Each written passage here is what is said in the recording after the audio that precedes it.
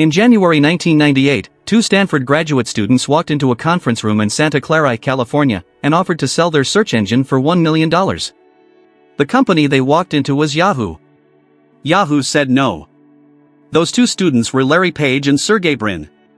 The search engine they were trying to sell was Google. Within a decade, Google would be worth more than $100 billion. Within 2 decades, it would be worth more than $1 trillion. And Yahoo, the company that turned them away, would sell itself for $4.48 billion, less than 3% of what it once was worth. That is not where the story ends. It is not even the worst decision Yahoo ever made. Jerry Yang was born in Taipei, Taiwan, in 1968. His father died when he was 2 years old. At 10, his mother moved the family to San Jose, California, with almost nothing. Jerry arrived speaking a single word of English, shoo. By the time he entered Stanford University to study electrical engineering, he was fluent, sharp, and restless in the way that people are restless when they have already outrun the life that was supposed to contain them. David Philo was born in Wisconsin, raised in Louisiana, the son of an architect. Quiet where Yang was social, methodical where Yang was instinctive. He arrived at Stanford for a PhD in electrical engineering and found a lab partner whose energy balanced his own. In the spring of 1994, Yang and Philo were supposed to be finishing their doctoral dissertations. Instead, they were doing what graduate students do when something more interesting than their thesis presents itself. They were making lists. Yang had started keeping a personal catalog of websites he liked, organized into categories. The web in 1994 was a disorganized frontier, no maps, no signposts, no reliable way to find anything. Yang's list was a solution to a problem every new internet user had: where do I go? He called it Jerry's Guide to the World Wide Web. Philo helped him build it into something larger. The categories multiplied. The links accumulated.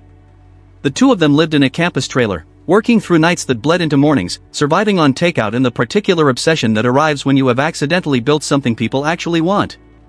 By the end of 1994, Jerry's Guide had a new name. They called it Yahoo, supposedly an acronym for yet another hierarchical officious oracle, though Yang has said the name appealed to them because they considered themselves Yahoos. By January 1995, the site was receiving 1 million hits per day. They had not earned a dollar. Sequoia Capital invested $2 million in Yahoo in April 1995. The company incorporated, moved out of the trailer, and hired its first employees. On April 12, 1996, Yahoo went public on the Nasdaq at $13 a share. By the end of that first trading day, the stock had closed at $33. The market capitalization stood at $848 million. For a company that had existed for 2 years and was still working out how to make money, $848 million was a declaration that the market had decided Yahoo was not just a website. It was the front door to the internet itself. And for a few years, that assessment was not wrong. If you have never heard the full story of how Yahoo went from the internet's most valuable property to a company sold for parts, subscribe now. This channel is where the companies that built the electronic world are taken apart down to the decision, the deal, and the person who made it. Subscribe and stay, because this story gets more painful before it gets more interesting. At its peak, Yahoo was not simply a search engine or a directory.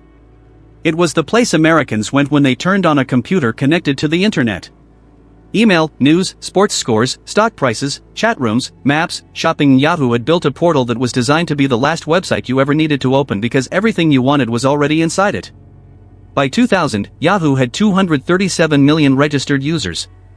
Its stock hit $475 per share in January of that year. Its market capitalization reached $125 billion. Jerry Yang, the boy who had arrived in California with the word shoe and a plane ticket, was worth approximately $8 billion on paper. The portal strategy had worked beyond any reasonable expectation. And it had attracted, in 1995, a suitor whose offer would be the first of Yahoo's defining refusals. America Online offered to buy Yahoo for approximately $1 billion in 1995, before the IPO. Yang and Philo declined. They believed they were building something larger than what AOL was offering to pay for. They were right. Within 5 years, their company was worth 125 times that offer. Turning down AOL was the correct decision. What came next was not. In 2002, Yahoo's chief executive Terry Semel met with Eric Schmidt and the founders of a search company that was growing at a rate Yahoo's own engineers privately found alarming. Google had not yet gone public. Its revenue was real but not yet enormous. Ann Semmel, a former Warner Brothers executive who had been brought in to bring Hollywood discipline to a Silicon Valley company, saw an opportunity. Yahoo offered to acquire Google for $3 billion. Google countered at $5 billion. Yahoo said no. Google went public in 2004. Its IPO valued the company at $23 billion. By 2006, it was worth $130 billion.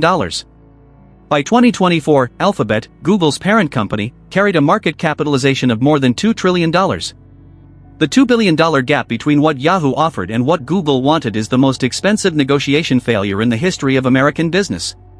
But even that is not the complete accounting. In 2006, Facebook was 2 years old. Mark Zuckerberg was 22. The social network had approximately 8 million users, was not yet profitable, and was operating out of rented offices in Palo Alto. Yahoo's board authorized an offer of $1 billion to acquire it. Zuckerberg said no.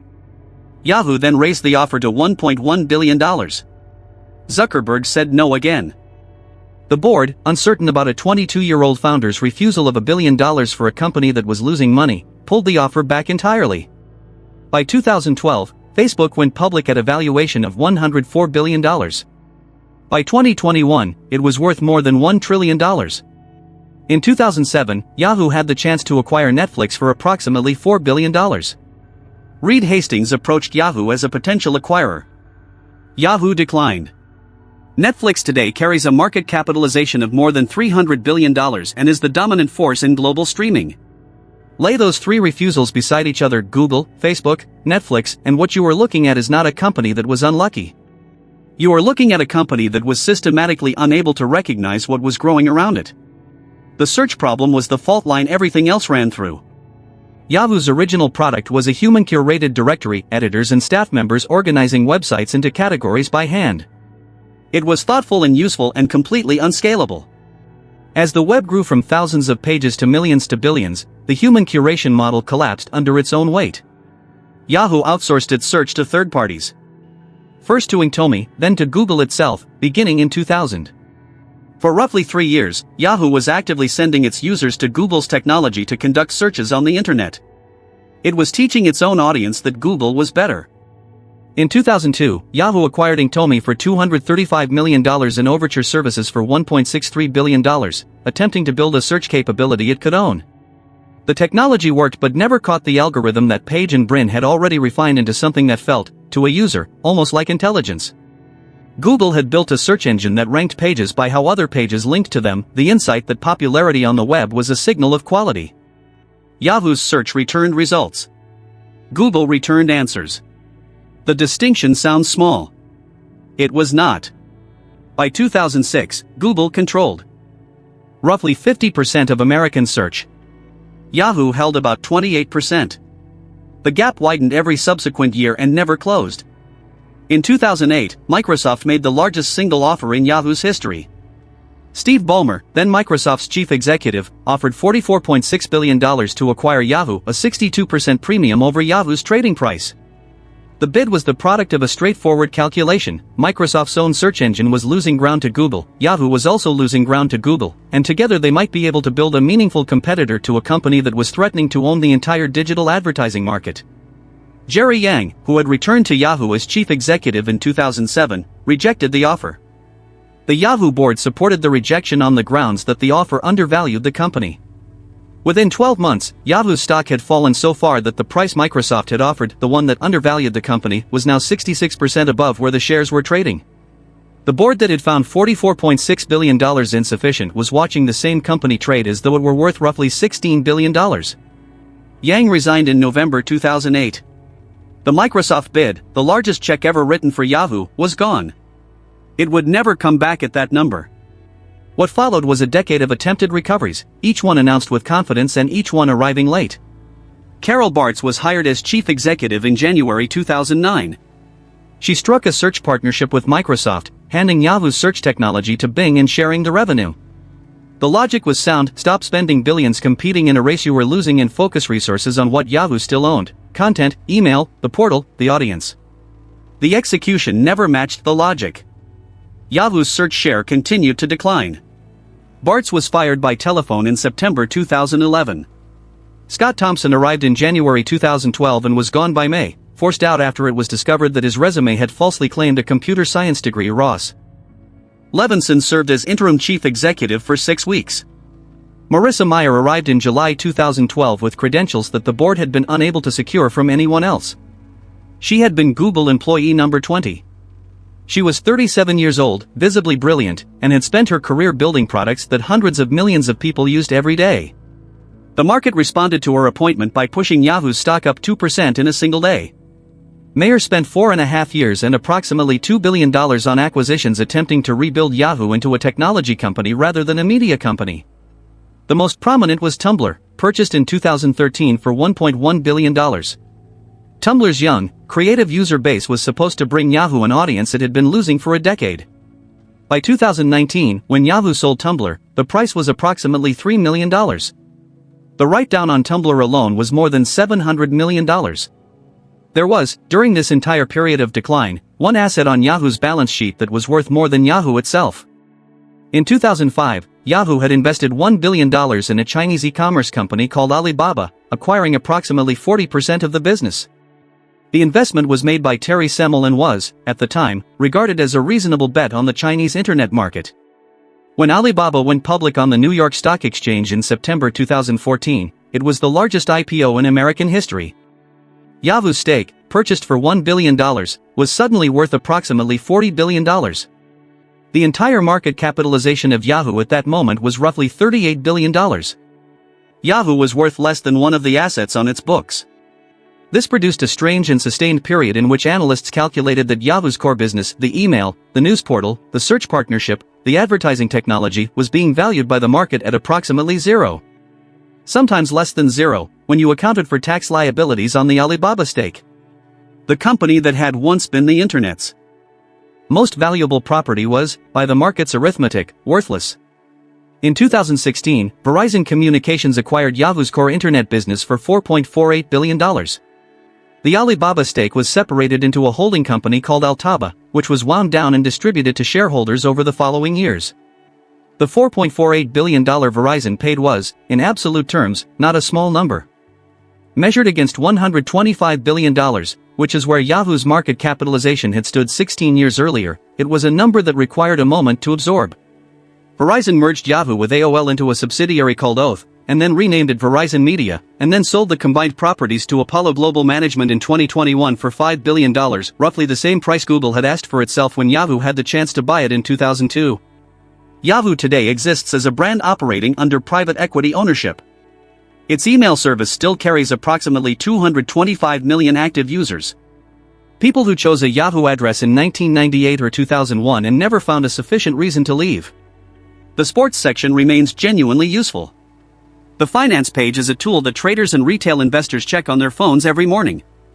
The thing that Yahoo built, the idea that the internet needed an organized front door, a place where ordinary people could arrive and find what they needed, was not wrong. It was simply executed by a company that could not decide, at every critical moment, what it actually wanted to be. Jerry Yang left Yahoo's board in January 2012. He had co-founded the company in a campus trailer in 1994, taken it public, watched it reach $125 billion, turned down $44.6 billion from Microsoft, and left while the company he had built was worth roughly $20 billion and still falling. He has largely stayed out of the public conversation about what happened. The few times he has spoken, he has been direct about the Microsoft rejection. I take responsibility for that. 5 words. No elaboration. The kind of accountability that costs something to say. There is a version of the internet that runs differently. In that version, Yahoo pays $5 billion for Google in 2002 and the search wars never happen. It acquires Facebook in 2006 for $1 billion and owns the social graph before it exists. It takes the Microsoft money in 2008 and uses $44 billion to build a competitor to the internet's emerging infrastructure. That version did not happen.